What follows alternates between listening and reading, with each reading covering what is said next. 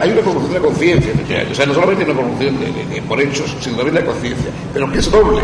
Por un lado está eso que se señala de que las personas lleguen a la conclusión de que la ley y todo lo demás es un montaje más o menos circense para cumplir las apariencias, ¿no?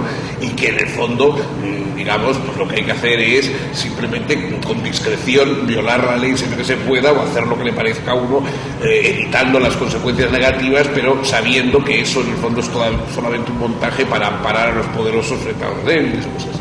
Pero luego hay otra forma de corrupción, que es que se cree la conciencia de que los que ocupan ciertos cargos hacen muy bien robando o hacen muy bien aprovechándose de ellos, ¿no? Es que es cosa que a veces yo me asombró. En los primeros años que venía a México, cuando hablabas con alguien, te contaban de alguien connotado que era un personaje que había cometido actos tal, y decía, hombre, claro, es que estando ahí, si no, menudo pendejo sería, si no aprovecha esa situación, etcétera. Entonces, claro, esto es otra forma de corrupción, que la gente vea la carrera política como algo deseable para ver si uno alguna vez llega a estar en un puesto tal que pueda aprovecharse impunemente de las riquezas del país sin que le pase nada, ¿no?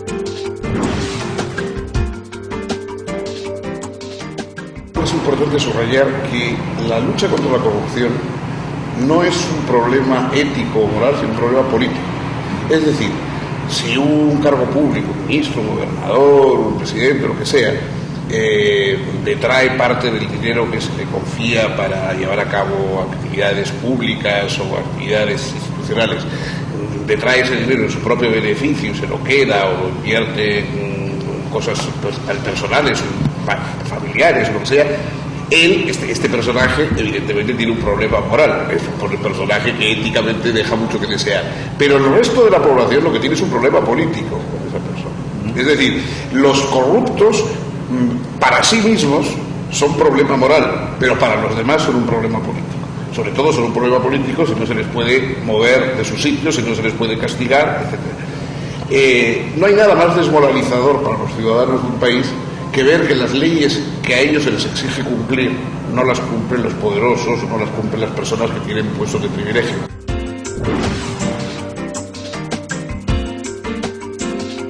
Ahora que estamos tan obsesionados con la seguridad y etcétera, hay que recordar que un país es tanto más seguro cuantos más ciudadanos tienen interés en cumplir la ley.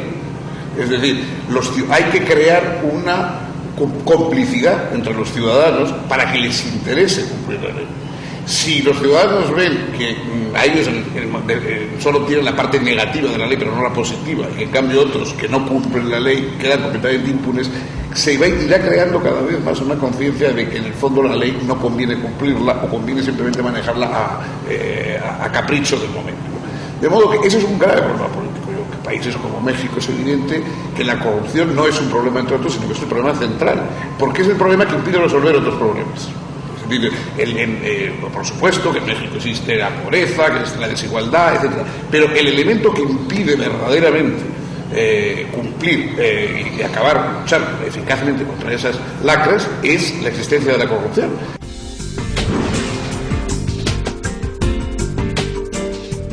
En general ha habido movimientos también de este tipo y sobre todo el movimiento que busca la aplicación de la ley de manera no política, sino más allá de la política. Es decir, la ley debe venir a zanjar las discusiones, no a provocarlas, ¿no? Las leyes aparecen después de un debate, entonces una vez que aparece la ley ya marca una línea de conducta. No es que decir, bueno, esto habría que hacerlo así, pero lo aplicaremos solo en determinados casos, a determinadas personas con determinadas restricciones, etcétera, etcétera.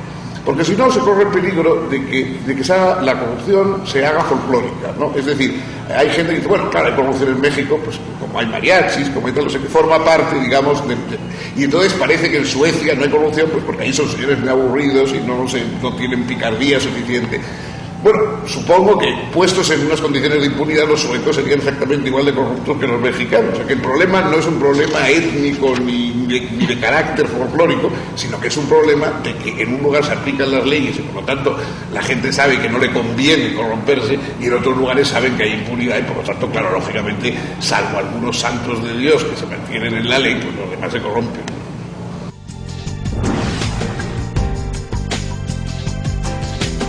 Creo que la corrupción urbanística es que nace, yo diría, ya en el final del franquismo, ¿no? final del franquismo hay el gran boom turístico en España y hay el boom del urbanismo salvaje en las playas, en las costas, etcétera. Pueblecitos cuyo encanto era que era un pequeño pueblo de pescadores y, en fin, pues inmediatamente se ven agobiados por enormes edificios de muchísimos pisos para alojar turistas, para venderlos como condominios para los incluso para turistas extranjeros, etcétera. Entonces se crea un gran negocio y ha sido, digamos, el urbanismo y el negocio inmobiliario ha sido el mayor en España en los últimos años. De hecho, ahora se piensa en una relativa recesión del crecimiento español precisamente porque la demanda inmobiliaria ha bajado definitivamente o claramente, ¿no?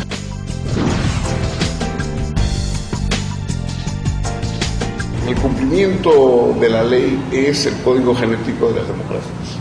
Entonces, yo le diría a un ciudadano que su fuerza, su nobleza, digamos, como ciudadano, está en las garantías legales y en las disposiciones legales y en su cumplimiento. Es decir, el papel, por su vez, lo soporta todo. En un papel se pueden poner las cosas más bellas y las propuestas más liberadoras y hacer los planteamientos más progresistas, pero si eso no se lleva a cabo, pues evidentemente es peor que nada, es una burla, digamos, de lo que podría hacerse. Entonces, que él no exija ni caudillismos, ni mesianismos, ni cosas disparatadas por encima del cosmos, ¿no? Sino simplemente el cumplimiento de lo que hay. No hace falta tirar lo que hay abajo, sino cumplir lo que las leyes, lo que las disposiciones establecidas, lo que la persecución del delito, etcétera, imponen, sin excepciones y sin que nadie pueda escapar al cumplimiento de esos tiempos.